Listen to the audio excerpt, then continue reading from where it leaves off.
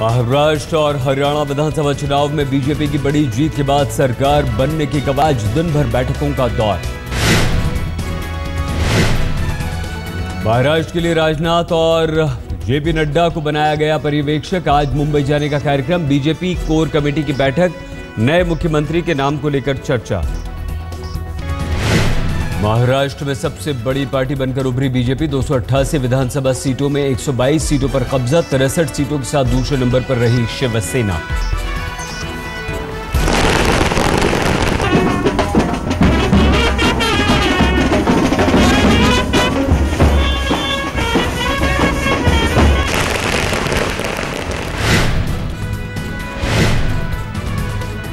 हरियाणा में भी पूर्ण बहुमत के साथ सरकार बनाने की प्रक्रिया शुरू, दिनेश शर्मा, वेंकैया नायडू बनाए गए पर्यवेक्षक।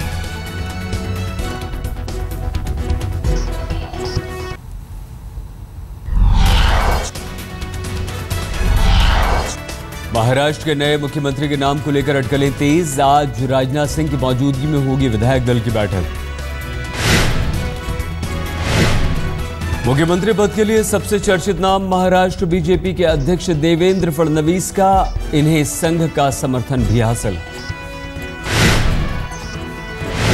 गोपीनाथ मुंडे की बेटी पंकजा मुंडे का नाम भी रेस में आगे, सियासी विरासत के साथ पिछड़े वर्ग का है चेहरा। जीत के बाद बीती रात दिल्ली के बीजेपी मुख्यालय में संसदीय बोर्ड की बैठक, प्रधानमंत्री हुए शामिल, नतीजों पर हुई बातचीत। चुनाव परिणामों के बाद एनसीपी ने किया ऐलान, बीजेपी सरकार को बाहर से समर्थन देने के लिए तैयार। आज मुंबई में एनसीपी विधायकों की भी बैठक, पार्टी तय करेगी आगे की रणनीति।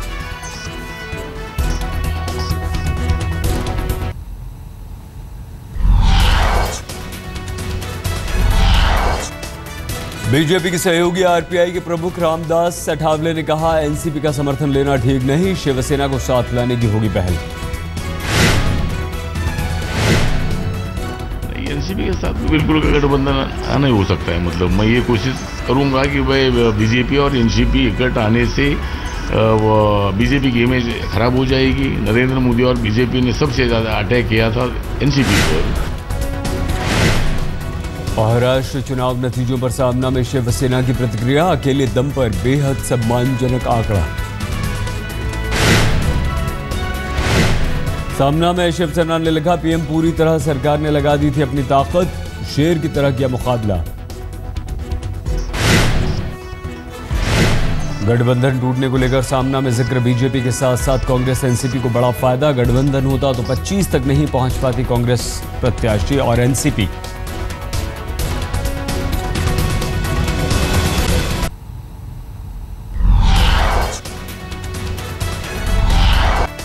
अमित शाह का शिवसेना को जवाब, कहा हमने किसी से गठबंधन नहीं तोड़ा, महाराष्ट्र में बीजेपी का मुख्यमंत्री होगा। मैंने जो कहा मेरी पार्टी की ओर से कहा है और मेरे पास जो सूचनाएं उपलब्ध है उसके आधार पर कहा है कि भारतीय जनता पार्टी की सरकार बनेगी और भारतीय जनता पार्टी का मुख्यमंत्री। खत्म हुआ फोन का सस्पेंस, आज तक पर बोले केंद्रीय मंत्री पीयूष गोयल। उद्धव ठाकरे ने पीएम और अमित शाह को फोन पर जीत की बधाई दी।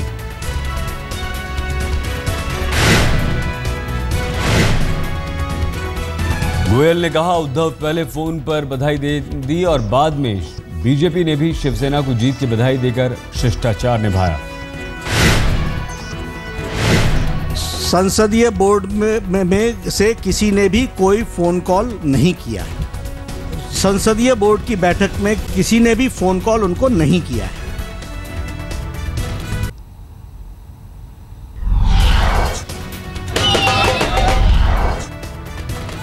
हरियाणा में पहली बार बजा बीजेपी का डंका, 90 विधानसभा सीटों में 47 सीटें लेकर बीजेपी को अपने दम पर बहुमत, तीसरे नंबर पर कांग्रेस। ओम प्रकाश चौटाला की पार्टी आईएनएलडी 19 सीटें लेकर दूसरे नंबर पर, हरियाणा जनहित कांग्रेस को सिर्फ 2 सीटें।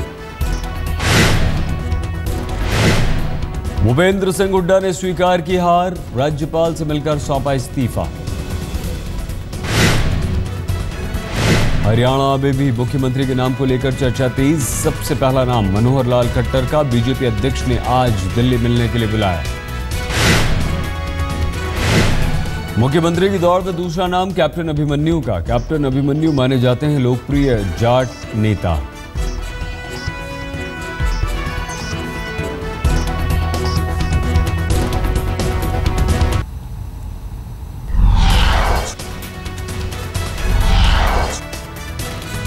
उद्धव का राज ठाकरे और नारायण राणे पर निशाना। कहा जिन्होंने बाला साहेब को पहुंचाया दुख उनका हुआ बुरा हाल। भिंड लोकसभा क्षेत्र से गोपीनाथ मुंडे की बेटी प्रीतम मुंडे उपचुनाव में रिकॉर्ड मतों से जीती। 6,92,000 मतों से जीता चुनाव। सोनिया और राहुल ने महाराष्ट्र हरियाणा में स्वीकारी कांग्रेस की हार। राहुल ने बीजेपी को जीत पर दी बधाई। चुनाव नतीजों के बीच राहुल गांधी विशाखापट्टनम के दौरे पर थे। तूफान पीड़ितों से मिल रहे थे। मृतकों के परिजनों को 1-1 लाख रुपए की मदद दी। आज ओडिशा में राहुल गांधी का दौरा। कोरापुर में किसानों से मिलने का कार्यक्रम है।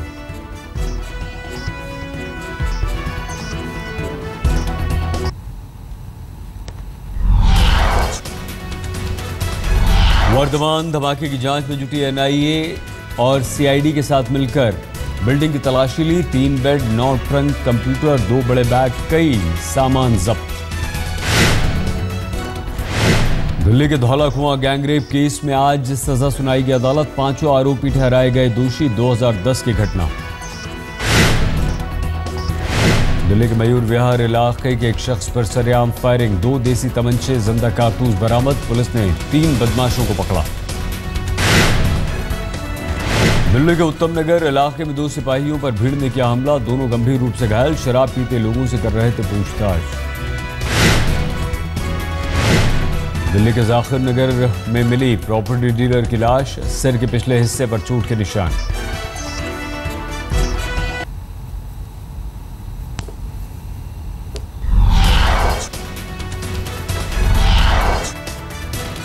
नोएडा में मोबाइल फोन ने 2 बाइक सवारों की ली जान। डंपर ने मारी टक्कर। सुन नहीं रहे थे किसी की आवाज। मिलावटी मिठाइयों की बिक्री रोकने के लिए नोएडा में अभियान। सेक्टर 27 के अट्टा गांव में छापा। एक दुकान से नकली मावा जब्त। गाजियाबाद में सीएनजी पंप सील होने के बाद बड़ी मुश्किल। ऑटो चालकों को सबसे ज्यादा परेशानी। बिना नक्शा पास कराए सीएनजी पंप चलाने का आरोप। दिल्ली के प्रेत विहार में विदेश मंत्रालय से रिटायर्ड 72 साल की बुजुर्ग महिला की घर में घुसकर हत्या। बेड पर मिला शव। पुलिस को लूटपाट का शक। मध्य प्रदेश के मंदसौर में पटाखा मार्केट में लगी भीषण आग। 21 दुकानों के साथ बाजार में खड़ी 22 मोटरसाइकिल जलकर खाक।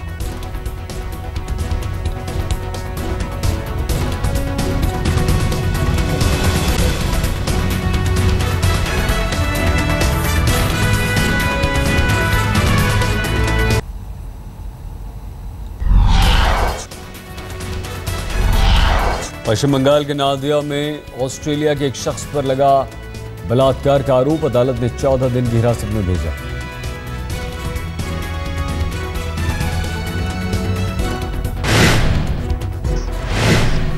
मोदी के स्वच्छता अभियान का एक और रंग। दक्षिण दिल्ली में बीजेपी सांसद विजय गोयल ने लगाई झाड़ू।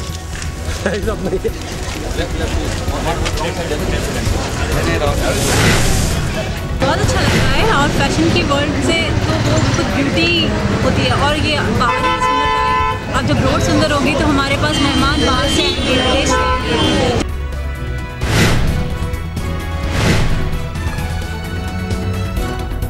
मेघालय के गांव मोनीलोंग को मिला एशिया के सबसे साफ सुथरे गांव का अवार्ड। गांव के लोग खुद करते हैं साफ सफाई।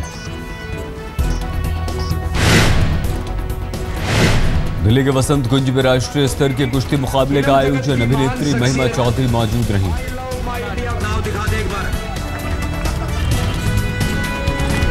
एक लाख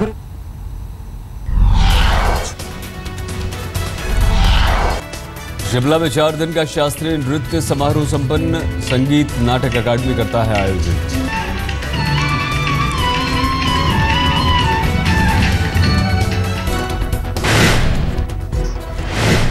लुधियाना में इस साल आतिशबाजी का दिखेगा नया रंग, आसमान में रोशनी से बनेंगे नजारे। सूरत में दीपावली पर हीरा कारोबारी ने अपने कर्मचारियों को दिया बम्पर तोहफा, 491 लोगों को बांटी कार। करीब 200 कर्मचारी जिनके पास अपना घर नहीं था, उन्हें तोहफे में मिलेगा फ्लैट। 500 से ज्यादा कर्मचारियों को तोहफे में मिली ज्वेलरी।